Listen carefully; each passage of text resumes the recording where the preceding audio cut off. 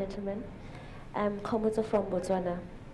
I love fashion so much, and I got inspired by coming here in India last year in Hyderabad, Andhra Pradesh. So I got to see the handlooms and everything that had to do with fashion in India. What I can ask you is, what challenges are you having in your industry, and how would you empower a woman out there who wants to start an online thing like you do? What are the challenges, and if there are challenges, how do you make sure that you separate them from the daily basis and your family background, or as a working mother and a business lady? Thank you. If I go start talking about my business, it would just take a long, long time. That's why I asked you what you want to know. The challenges which an Indian company faces are very different from the challenges which any European company would face. And since I am a woman owner of a factory, I run an industry, being a woman owner, the kind of challenges, particularly which are gender biased, are even more. We belong to a very patriarchal society in India, as simple as if I have some men merchandisers, if I want them to do something, if I'm even a little bit more adamant, the kind of response I get, it's almost like they're talking back home to their mother, and they can just, talk back. So the challenges would be starting right from being gender biased, down to, have to take a lot of permissions in India for running a company. And every day I see, every second day, there's a labor inspector standing outside the factory, or they could be, a person from the electricity department wanting to tell me something wrong is with my meter in the company.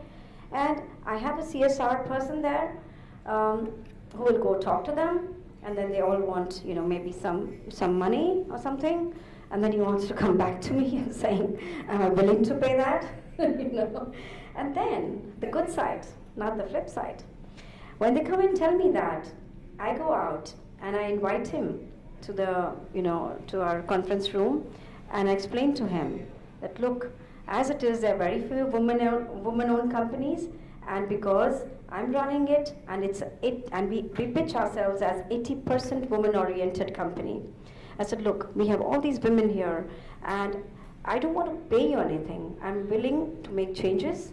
I'm willing to improve, but spare me from actually paying your money, because I know that once we start paying, we are always paying,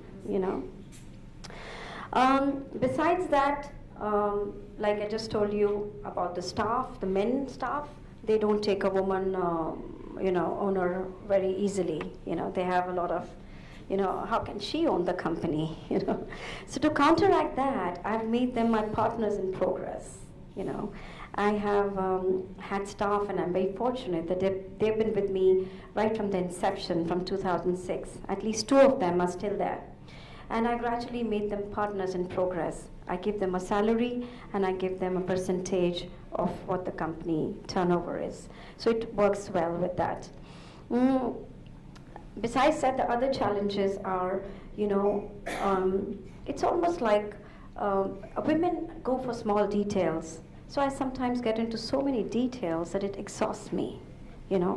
Men look at the bigger picture. We start looking at even the smaller things, and it can be very exhausting. So I have to improve on that. I have a caption written there that I have to look at the bigger picture. And so it's about designing in the company for every different sections. We have the merchandising team, the design team, the inspiration team. So I have to go and sit with all of them little bit, because I travel. I'm the sales force for my company. So I travel, and I make sure that we carry the trend. So the designers, the trend they come up with, I sit with them, and then they need a brainstorming. So I would say the challenge would be, again, it's become sometimes 2 long hours, and then when I go home, I have a family, So that's another challenge we face. Yeah, does that answer some of your questions? Thank you. Hi, hi Anu. I totally relate with you when you talk about the challenges. I'm a fashion designer myself. My name is Varaja Bajaj. And there was a similar, I'm just sharing an experience that I had yesterday. So of course, women who are running their organizations, they have a lot of passion and a driving force to run their organization.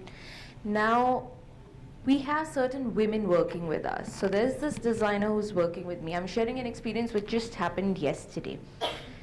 And we are working with karigars, we are working with labor, which of course we do not dictate the kind of backgrounds that they come from, the kind of upbringing that they get in terms of respecting the women and how they are supposed to speak to a woman.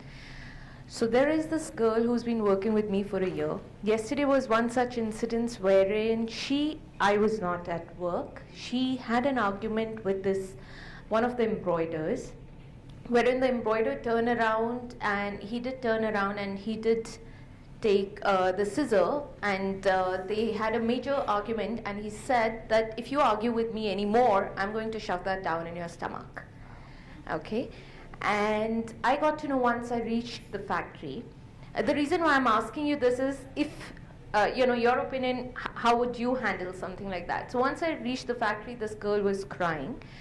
And then I called this embroider and I said, I don't allow this language. You might have whatever upbringing at your work, at your home, but I don't allow this conversation or this language at my workplace. He immediately apologized, and he apologized big time to me and to that girl that yes, I was angry, and yes, I did use loose language, which I shouldn't have done that. So I gave him that benefit of doubt with a warning that you're not going to do something like that again. And this girl, she went on crying because obviously she does not have that kind of upbringing, and she does not have any compulsion to continue working with us, and she was obviously scared. By the end of the day, I got her resignation, and I did try to explain her that a situation like this can happen anywhere at any workplace. It can also happen if you decide to quit on the road, and you have to handle such a situation. And you just can't call it quits, and you just can't cry. But at the end of the day, she did resign. Now, if it was you, how would you handle it? You know, these kind of experiences, issues do happen in factories a lot. And I just see that, the way to run a factory is that, you need to have a CSR department, and there have to be certain values which are very strong. These things cannot be taken lightly. And we hand this over such situations because in the CSR side, we have a woman who will take care of the women and a guy who will take care of the guys. And then they have a team, that's how we do it. And then one person from our merchandising team will also sit with them and solve the matter. So we did actually do that. So we did have everybody going against with that embroider. But then the way he was almost in tears. He said, I don't know how did I lose it. So it was just very natural to sort of forgive him for that one instance. Yes. But you see, these are after all human lives. Absolutely. We need to forgive, we need to explain. So I think that's very relevant, and I think that's great what you did. So now coming back, I think we move to my friend here, and she's going to tell us a little bit more of what she feels is redefining fashion. Sorry? 1 minute. Yeah? What she said and what you said. I have a little experience. I'm Dr. Anand. With these non-formal courses running. And as far as you're concerned, and this kind of an attitude of a worker, I think that the lady owners of these companies, like boutiques and all that, they should have a little counseling session with the workers, with the men workers, as well as the women. That see, you've got women in your own family, in your own house. Would you like to treat them like this? And keep their tempers under control and give them an atmosphere where there's not so much of heat and overpressure of work. So that's and what I say. Counseling is very important. That's what I feel. Yeah. See, under Thank the you. Corporate Social Responsibility Act, if you run a factory, under a factory license, you need to have your departments where labor, particularly, you need to have the right people to handle the labor, because sometimes it can get very messy, especially men stalking these women who are in the checking rooms. It can become very messy. So you need to have that. And counseling is what they do. Yeah. You had a question. Are we in a rush, or is it okay? It's okay? No? I just wanted to know, how did you break into the international market, and why Scandinavia of all the places? Because normally people go to New York and London. Yes. That's a favorite topic of mine. How did I get into the business, and why particularly Scandinavia? So I'll tell you how businesses run. We always say a business runs. In India, we say one is it's destined. It's a destiny story. How this destiny emerges is it's a magical thing. So there's destiny definitely to it. Plus, it's a lot to do with your interest, which country you want to go, So like when I went to Scandinavia, that particular time was the time when I went through, like I just shared with you, a mess in my marriage, I had 2 small children, and I started all this. So this company I was working with, they saw the potential in me. I'm very thankful to them, because I didn't have any degree with me, but all I had was a love for fashion, love for creativity, a love for travel, and it hats off to the person who actually saw it in spite of whatever was happening at that time. And he told me that, you should start doing the fairs, go to the fairs, And can you believe I'd never traveled overseas? So it was my first tour, and I went to 6 countries at that point of time, which was I went to France, I went to London, I went to United States, I went to Scandinavia. Yeah, and within Scandinavia, I traveled to Norway, Sweden, and Denmark. And the maximum response, once you finish your tour and you come back, you write to all your buyers. That's the way you do it. And the maximum response I got was from Scandinavia.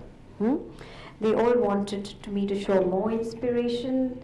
They wanted me to, they started sending their sketches, that can you show us what you can do out of this?